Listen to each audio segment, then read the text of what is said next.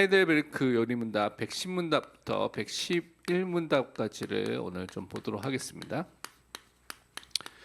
계속해서 우리 십계명에 대한 얘기를 보고 있는데요. 오늘은 110문에서 어떤 계명이냐면 제8계명입니다. 제8계명은 도둑질하지 말라라는 말씀인데요. 여기서 하나님께서 금지하신 것이 무엇인지를 우선 질문하고 있습니다. 이런 십계명을 하면 많은 사람들이 십계명은 나랑 상관없어요 라고 생각하는 사람들이 많이 있는 경우가 있는데요.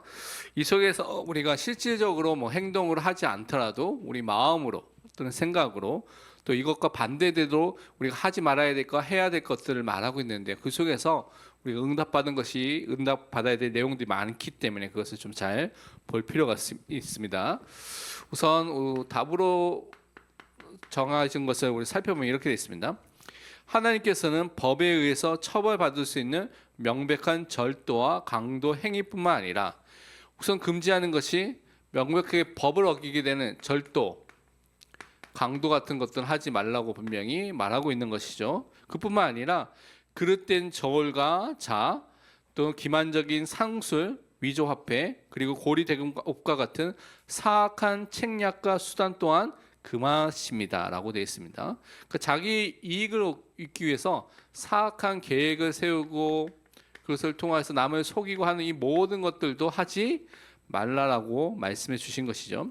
그러면서 연결하기를, 우리는 어떤 방식으로든 그것이 폭력에 의해서든 힘에 의해서든 강제로 또 합법을 가정해서 어떤 법적인 부분을 사용해서 가정한 것이든 우리 이웃을 속여서는 안 됩니다. 그러니까 핵심적인 것이 절도하지 말라라는 것이 결국 이웃을 속이는 것, 이런 행동을 하지 않는 것과 연결되어 있다는 것이죠. 그것을 하지 말라고 말하고 있습니다. 그래서 하나님께서는 모든 탐욕과 그분의 은사들을 남용하거나 탕진하는 모든 행위를 금하십니다. 탐욕에 빠져서 하나님이 원하시는 그 은사를 올바르게 사용해야 되는데 그것을 낭비하고요, 올바르게 사용하지 못하고요, 탕진해서 하나님의 영광을 누리는 것이 아니라 자기 개인만을 위해서 살아가는 이 모든 것들을 하지 말도록 우리에게 말씀해 주신 것입니다. 그래서 그냥 단순히 도둑질하지 말라는 것으로 끝난 것이 아니라 절도, 강도 같은 그뿐만 아니라 사악한 모든 사람들에게 이익을 내 것으로 빼앗기 위해서 계획을 세우는 것, 이웃을 속이는 것, 탐욕에 빠져서 하나님 주신 것들을 낭비하고 탕진하는 그런 것까지도 하지 말라고 말씀해 주신 것이죠. 그래서 나의 유익이 아닌 우리에게 주신 은사를 교회와 남을 위해서 사용하는, 올바르게 모든 것을 회복하고 사용하는 것까지도 포함하고 있습니다. 그러면 말씀을 통해서 이것이 어떤 것인지 확인해 보면 출애굽기 22장 1절에는 이렇게 말하고 있습니다.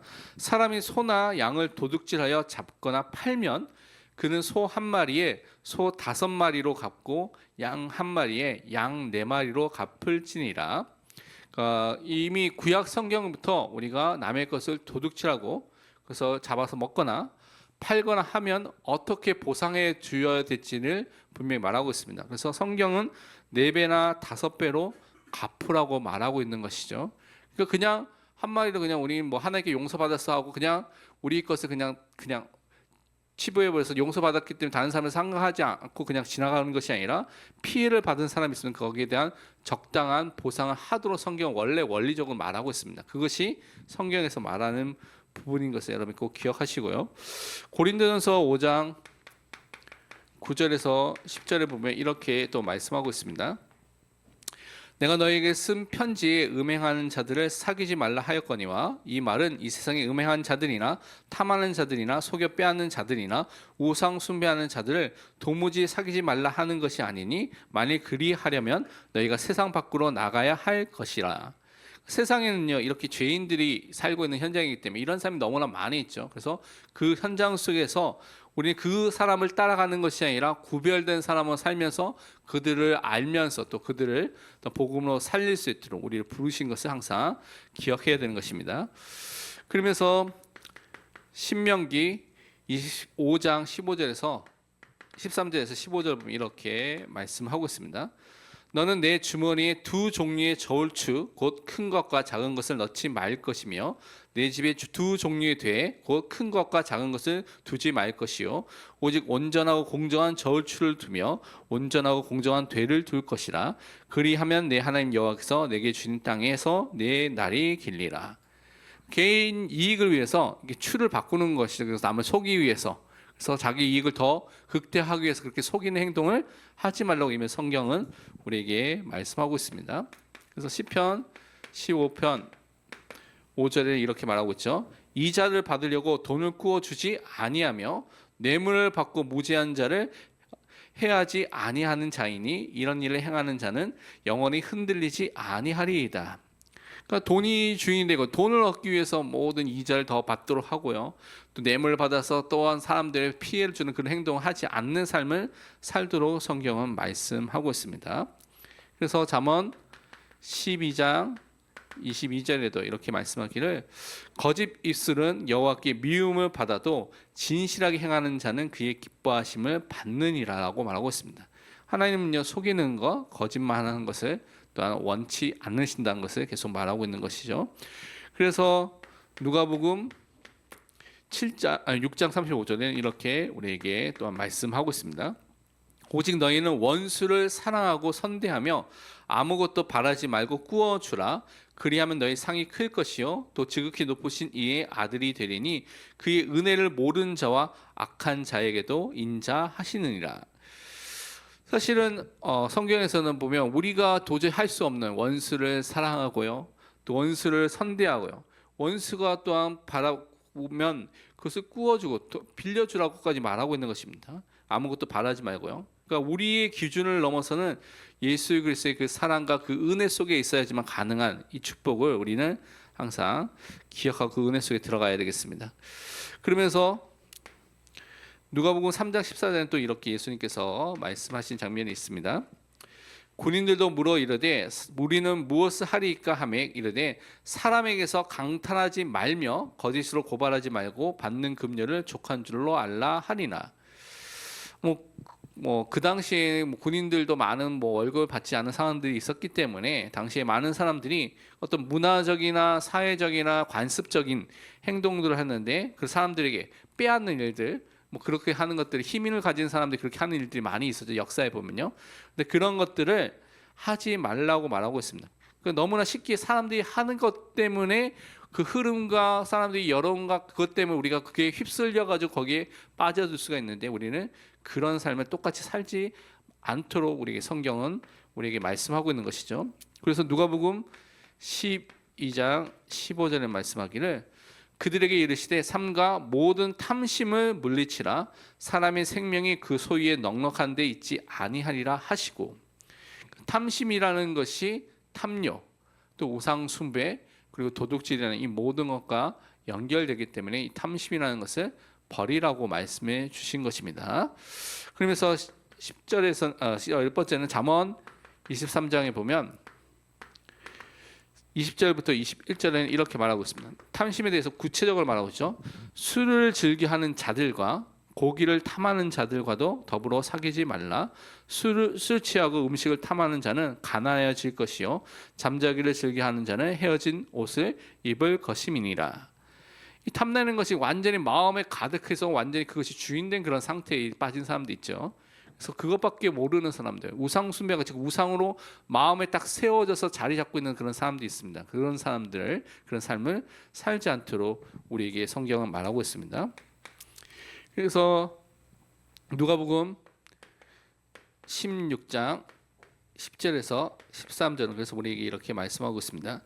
지극히 작은 것에 충성된 자는 큰 것에도 충성되고 지극히 작은 것에 불의한 자는 큰 것에도 불의하느니라. 성경적 원리고 사회에서 동일하게 그렇게 원리가 우리 적용된 것을 볼 수가 있습니다. 너희가 만일 불의한 재물에도 충성하지 아니하면 누가 참된 것으로 너희에게 맡기겠느냐? 너희가 만일 남의 것에 충성하지 아니하면 누가 너희의 것을 너희에게 주겠느냐? 집 하인이 두 주인을 섬길 수 없나니 혹 이를 미워하고 저를 사랑하거나 혹 이를 중히 여기고 저를 경히 여길 것임이니라. 너희는 하나님과 재물을 겸하여 섬길 수 없느니라. 이 불의한 재물도 올바르게 또한 섬기고 그것을 감당해야지 또 그 사람들이 그것을 맡길 수 있다고 말하는 것인데, 특별히 우리는 하나님께서 모든 것의 주인이기 때문에 하나님을 섬기는 자로 서게 됐을 때 하나님의 자녀에게는 하나님이 재물도 맡기는 겁니다. 우선순위가 모든 것들이 무엇이 먼저 있어야 될지 우리가 분명히 알아야 되는 것이죠. 그래서 그것을 통하여서 하나님을 위해서 사는 삶을 우리가 살아나가야 되는 것입니다. 그래서 111문답에서는 이렇게 먼저 질문하고 있습니다. 그러면 이 8계명에서 하나님께서 우리가 해야 될 것, 요구하고 명령하고 있는 것이 무엇인가라고 말했을 때 그 답을 보면 이렇게 간단하게 설명하고 있습니다. 내가 할 수 있고 또 해도 되는 모든 경우에 내 이웃의 유익을 증진해야 하며, 그러니까 내가 할 수 있는 모든 것들이 나만 잘 되기 위해서 하는 것이 아니라 내 주변에 있는 가족들 그리고 내 이웃의 유익이 더 커지고 더 많아지도록 하는 것을 여러분이 해야 된다고 말하고 있습니다. 그리고 다른 사람들이 해주기를 바라는 것처럼 어떻게 해야 됩니까? 그를 대하고 궁핍한 사람들에게 베풀 수 있도록 성실하게 일해야 합니다라고 말하고 있습니다. 그러니까 남이 남을 나처럼 대접하고 내가 원하는 대로 그것을 해주는 거죠. 나처럼 사랑하고 행동하는 것이고, 특히 궁핍한 사람들, 가난한 사람들, 어려움에 있는 사람들을 도울 수 있는 그런 사람으로 서는 것으로 우리가 일을 해야 되고 돈도 모아야 되고 그것을 해야 된다고 말하고 있습니다. 그래서 어려움과 필요가 있는 사람을 도울 수 있는 사람으로 서는 것이 제8계명을 또한 지키는 것입니다. 그러니까 도둑질하는 것으로 하지 않는 것으로 끝나는 것이 아니라 어려움에 있는 사람들 돕는 것까지가 제8계명에서 우리가 해야 할 일이라고 성경은 말하고 있는 것입니다. 그중에 몇 가지 대표적인 성경 구절을 보면 마태복음 7장 12절에는 이렇게 우리에게 말씀하고 있습니다. 그러므로 무엇이든지 남에게 대접을 받고자 하는 대로 너희도 남을 대접하라. 이것이 율법이요 선지자니라. 성경적 원리는요, 내가 대접을 받고 싶으면 내가 그것을 통해서 주인 노릇하라고 하는 것이 아니라 청지기로서 섬기는 종으로서 남을 그처럼 섬기라고 말하고 있습니다. 그것이 이제 성경에서 말하는 원리인 것이죠. 그리고 갈라디아서 보면 갈라디아서 6장 9절에서 10절 보면 또 이렇게 말하고 있습니다. 우리가 선을 행하되 낙심하지 말지니 포기하지 아니하면 때가 이름에 거두리라. 그러면 우리는 귀에 있는 대로 모든 이에게 착한 일을 하되 더욱 믿음의 가정들에게 할지니라. 우리가 이제 하나님이 기뻐하시는 선을 행할 수 있는데, 구원 이후에 그 선을 행할 수 있는 힘이 우리에게 주어지게 됐는데, 그 열매로서 그것을 할 수가 있는데, 근데 이것을 할 때 때로는 열매와 또 응답과 삶의 변화가 안 일어난다고 낙심하는 경우가 많이 생길 수 있는데, 그렇지 않고 포기하지 않고 계속 이것을 하면서 귀에 있는 대로 모든 사람들, 우리 주변에 내 마음에 맞는 사람들, 나하고 저 친한 사람들뿐만 아니라 모든 이라고 말하고 있죠. 교회 안에 있는 모든 지체들, 현장에 있는 모든 사람들에게 착한 일을 하면서 특히 믿음의 사람들을 더 힘써서 그 일을 하는 사람으로 우리가 서야 되도록 우리 부르심 받은 것입니다. 그리고 예배소서 4장 28절에는 또 이렇게 우리에게 말씀하고 있습니다. 도둑질하는 자는 다시 도둑질하지 말고 돌이켜 가난한 자에게 구제할 수 있도록 자기 손으로 수고하여 선한 일을 하라라고 명령하고 있습니다. 그러니까 과거에 도둑질하고 잘못되고 거짓되고 사람을 속이고 탐욕에 빠졌던 모든 삶이 있다면 그것을 다 버리고 회개해서, 돌이키다는 것은 회개한다는 것이죠. 회개해서 하나님 앞에 돌이켜서 가난한 사람들, 어려움에 있는 사람들, 필요가 있는 사람들을 도울 수 있도록 우리가 일하고요, 그것을 통해 그들을 돕는 사람으로 서는 것이 하나님께서 우리에게 요구하시는 것입니다. 그러니까 우리가 이 모든 것들을 적용해 보면 결국 성경에서 말하는 원리는 나를 위해서만 사는 것이 아니라 내가 하나님의 은혜와 긍휼과 사랑 속에서 내가 힘을 얻고요, 세워지면서 그와 동시에 나를 위해서, 그래서 주인 돼서 내가 주인 돼서 살아가는 삶이 아니라 남을 위해서 남을 살리고 돕고 하나님께 영광 돌리는 그런 삶을 살도록 우리 인생을 하나님께서 계속 말씀하고 있는 것입니다. 그래서 십계명에서 요구하는 것도 그것을 계속해서 말씀하고 있는 것을 우리가 살펴볼 수가 있습니다.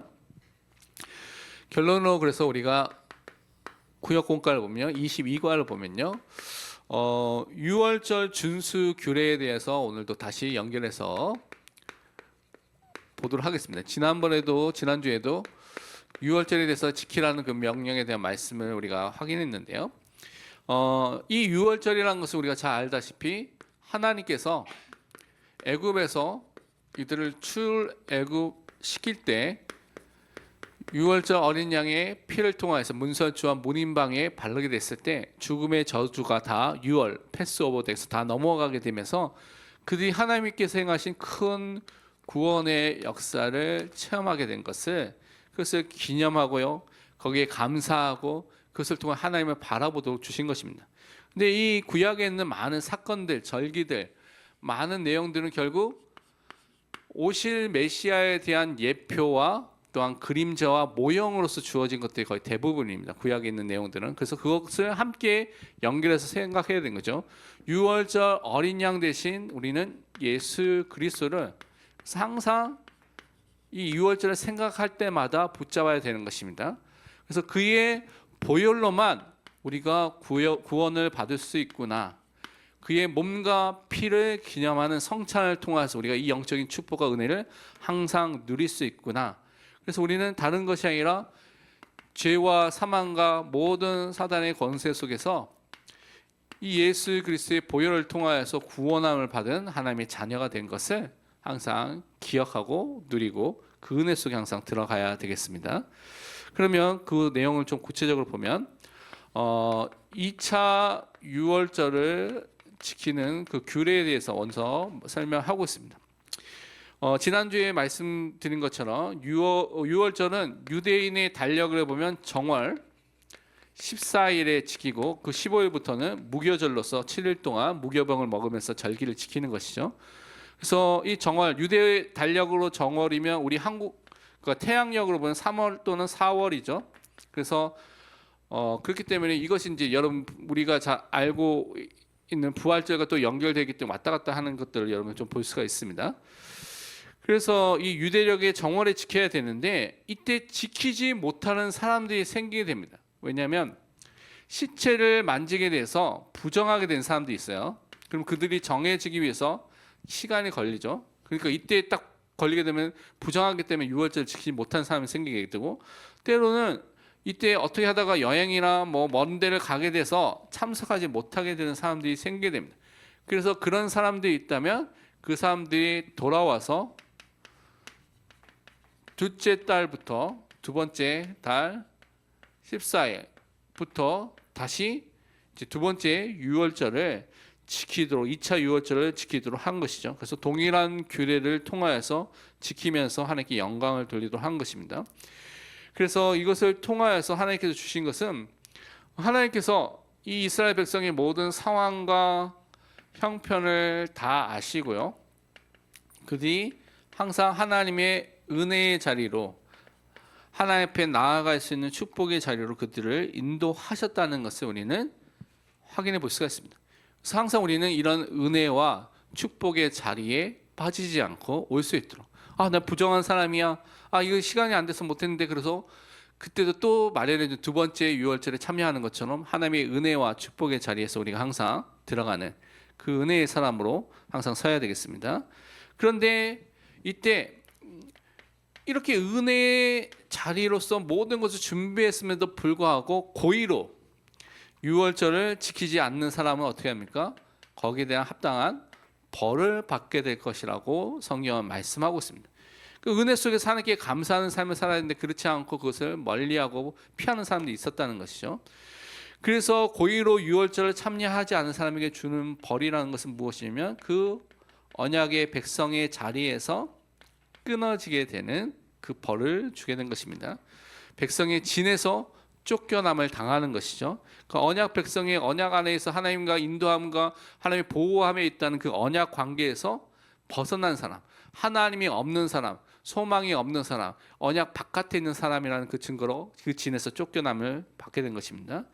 근데 왜 이렇게 하느냐? 이 사람들이 자기네들은 하나님의 언약과 관계없는, 다른 말로 하나님과 관계가 없는 사람이라는 것을, 그 하나님과 관계를 모두 거부했기 때문에 그들이 벌을 받게 되는 것입니다. 하나님의 주권, 하나님의 섭리, 하나님의 계획과 뜻, 하나님의 말씀을 인정하지 않고 거역한, 거부한, 불신앙한, 불순종한 죄인이기 때문에 그들이 그렇게 벌을 받게 됐다고 성경은 말하고 있죠. 그래서 우리는 항상 기억할 것이 하나님께서 우리에게 은혜를 주셔서 구원을 해 주신 것입니다. 그러니까 값없이 우리에게 은혜를 베풀어 주시고 우리가 너무나 자격과 조건이 안 되는데 우리가 하나님께 예배할 수 있도록 예배를 통해서 하나님께 영광과 찬송을 돌릴 수 있는 사람으로서 우리를 불러주셨죠. 그 하나님의 자녀라는 백성이라는 신분을 주신 것입니다. 그래서 그 감사하는 마음으로 하나님께 영광을 돌리는 사람으로 우리는 부르심을 받은 것입니다. 그러면서 또한 유대인이 아니라 타국인이라도 원하면 이 유월절에 참여할 수 있는 문을 또한 이때부터 열어놓은 것을 여러분 살펴볼 수가 있습니다. 이 유대인이 아닌 타국인이 유월절에 참여하기 위해서는 먼저 할례라는 언약 백성의 표징으로서 언약 안에 들어왔다는 그 표징으로서 할례를 행한 다음에 이 유월절을 지킬 수 있도록 한 것을 여러분 살펴볼 수가 있습니다. 그러니까 이미 하나님께서는 이방인에게도 하나님의 은혜 속에 들어올 수 있는 것들을 구원과 하나님의 역사 속에서 계속해서 설명하고 있는 것이죠. 그러니까 하나님께서 원하시는 것은 어떤 혈통적인 민족적인 이스라엘 통하여서 그들을 막 살리는 것이 아니라 결국 하나님께서 주신 영적인 공동체, 그래서 그리스도 안에서 하나가 된 공동체를 통하여서 그들을 부르시고 그것을 통하여 신앙 공동체, 영적 공동체, 은혜의 공동체로 그들을 세우신 것을 여러분 꼭 기억하셔야 됩니다. 그래서 이방인들도 유월절 예식에 참여할 수가 있었습니다. 그래서 우리가 잘 아는 로마서에 보면 로마서 2장 28절과 29절을 보니까 뭐라고 말씀하냐면 무릇 표면적 유대인이 아니요 표면적 육신의 할례가 아니니라 오직 이면적 유대인이 유대인이며 할례는 마음에 할지니 영에 있고 율법의 조문에 있지 아니한 것이라 그 칭찬이 사람에게서가 아니요 다만 하나님에게서니라. 그러니까 육신적인 혈통적인 그런 표면적 유대인이 아니라 예수 그리스도 안에 있는 사람, 예수 그리스도와 연합된 사람, 예수 그리스도를 통해서 구원받은 사람이 영적인 이스라엘이 되는 것이고요. 참 아브라함의 자손이 되는 것입니다. 그래서 그들이 하나님의 말하는 하나님의 선택된 백성인 유대인, 영적 유대인이 되는 것이죠. 그래서 마음의 할례를 한 다른 말로 하나님의 백성을 언약의 표징을 받은 그 징조를 갖고 있는 사람으로서 그것을 통해 하나님의 언약 백성으로 들어와서 하나님께 영광을 돌리는 은혜가 구약에서부터 이미 있었다는 것을 보여주고 있습니다. 많은 예를 통해서 대표적인 예가 누굽니까? 우리가 잘 아는 라합, 룻이죠. 라합과 룻은 여자입니다. 그리고 이방인입니다. 그 당시에 유대인에게는 이방인, 계돼지죠. 또한 여자하면 남자와 완전히 차별이 있는 그런 존재로 생각했던 시대인데 그 이방인 여인들 라합과 룻 같은 사람이 하나님의 언약 속에 부르심을 받았습니다. 특별히 여러분 마태복음에 읽어보면 1장에 보면 예수님의 계보, 족보에 이 두 사람의 이름이 올라가 있습니다. 그만큼 언약의 중요한 하나님께서 사용하시는 사람으로서 사용됐던 것을 우리는 살펴볼 수가 있습니다. 하나님의 은혜로 예수 그리스도의 믿음으로 구원을 받은 구원 역사에 사용됐던 믿음의 사람들이었다는 것을 확인할 때 구약에서부터 하나님께서는 모든 백성 타국인까지도 하나님의 언약 속에 유월절이라는 그 예식이지만 결국은 예수 그리스도를 믿고 모든 죄와 사망의 사탄 권세에서 해방돼서 구원함을 받는 그 은혜 속으로 부르신 것을 확인해 볼 수가 있습니다. 그래서 우리는 예수 그리스도의 믿음으로 언약 공동체인 교회로 이 시대에 우리가 부르심을 받은 것이죠. 그래서 그리스도의 죽으심과 그리스도의 부활을 말씀을 통해서 우리가 기념하고요.